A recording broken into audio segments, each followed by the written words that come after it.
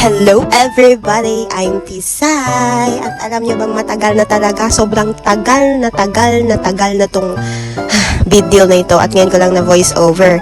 Sorry naman at na busy, nagkalagnat, nagkasipon, nagkaubo at lahat-lahat na ang nangyari for the past few days.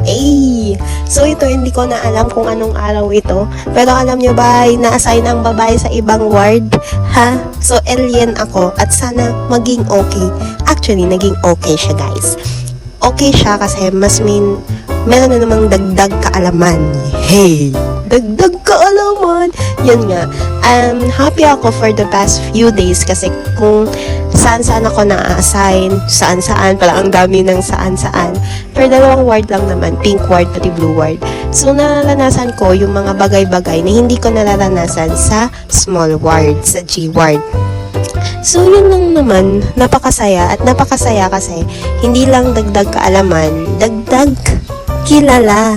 Madami na rin ako mga nakikilalang mga nurses, mga nursing aid na syempre nakakasama natin pag nagtatrabaho.